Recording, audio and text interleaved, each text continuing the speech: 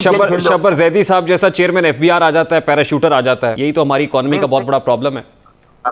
ये कोई रिसर्च नहीं है कि शब्बर जैदी साहब चेयरमैन सीबीआर आ गए, पैराशूटर, ये सियासी जुमले हैं। पाकिस्तान का टाइम जाया नहीं करो, मेरा भी और अपना भी। तो तुम्हारा काम फैक्ट्स बताना है ना, तुमको चुटकुले बस तो नहीं हो ना। सॉरी, आगे अगला सवाल करें। बहुत सारी बातें आपने बतौर चेयरमैन एफबीआर भी की थी, बहुत सारे इकदाम थे। पॉइंट ऑफ सेल्स का मामला जैसे था, उसके ऊपर बहुत बात हुई। आप 10 महीने से आप ये कह रहे हैं कि आप ये कह रहे हैं दुकानें जल्द बंद होनी चाहिए।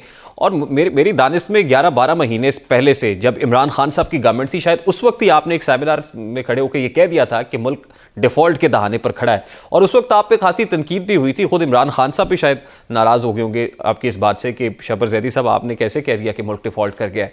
आज भी वही बातें हो रही हैं। Who is responsible for this? ज्यादा जिम्मेदार किसको ठहराते हैं आप? पाकिस्तान में डिफॉल्ट का जिम्मेदार मैं किसी को नहीं ठहराता।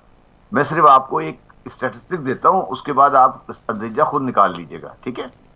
जी जी। 1991 में पाकिस्तान के रुपये की कीमत थी 31 रुपए पर डॉलर 1991 में, और इंडिया के रुपए की कीमत थी 32 रुपए प्रति डॉलर। हमसे एक रुपया कम था वो। आज 2022 में इंडिया की कीमत है 84 या 85, जो भी उनकी 90 से कम है, और हमारी कीमत है 230 के करीब है। ये पीरियड होता है तकरीबन 30 साल से कम का पीरियड बनता है।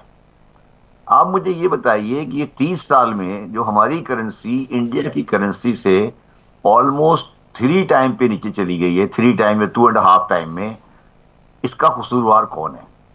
आप इस दौरान के हुक्मरान निकाल लें और पाकिस्तान की हिस्ट्री इकोनॉमिक हिस्ट्री देख लें। बाकी ये कहानी कि मैंने किया, तुमने किया, मैंने किया, तुमने किया, बेकार है। ये जो पीरियड है 91 से लेकर 2022 तक का, इसी में पाकिस्तान की हर किस्म की तबाही फैली है। इसी में लोन आए हैं, इसी में IMF की लायबिलिटी आई है, इसी में डॉलर बाहर गया है, इसी में हमारी तबाही फिरी है, इसी में हमारा माशरा खराब हुआ है। ये पीरियड आप देख लें कौन हुक्मरान था। शब्बर साहब, हमने तो ये भी दिखाया है कि मोइन कुरैशी जैसा वजीर आजम आ जाता है, शौकत अजीज जैसा पैराशूटर आ जाता है, रजा बाकिर जैसा गवर्नर आ जाता है, IMF का इंपोर्ट करदा। यही तो प्रॉब्लम है, यही प्रॉब्लम है। शब्बर जैदी साहब जैसा चेयरमैन एफबीआर आ जाता है, पैराशूटर आ जाता है, यही तो हमारी इकोनॉमी का बहुत बड़ा प्रॉब्लम है। अच्छा, ये दिखाते हो, ठीक है, खुदा थैंक यू। तुम समझते हो तो मैं ठीक दिखाया, तुम्हारी मर्जी है भाई। ये कोई इकोनॉमिक रिसर्च नहीं है। इकोनॉमिक रिसर्च ये होती है कि आप फैक्ट्स एंड फिगर की बात करें। ये कोई रिसर्च नहीं है कि शब्बर जैदी साहब चेयरमैन सीबीआर आ गए, पैराशूटर, ये सियासी जुमले हैं। इन जुमलों के साथ पाकिस्तान का टाइम जाया नहीं करो, मेरा भी और अपना भी। तो over the period of time यही हुआ है ना सर, इन्हीं लोगों के हाथ हमारी इकोनॉमी रही है ना। तो किसी के हाथ भी रही है, पहले फैक्ट्स तो बताओ ना भाई। तुम्हारा काम फैक्ट्स बताना है ना। तुमको चुटकुले बस तो नहीं हो ना। तुम ये कहो कि यार वियतनाम की इकोनॉमी, वियतनाम में ये एक्सपोर्ट होती थी, आज ये है। बांग्लादेश में ये होता था, आज ये है। किसी ने भी किया हो, मैं आपको फैक्ट्स फिगर बता रहा ना मुस्तकिल।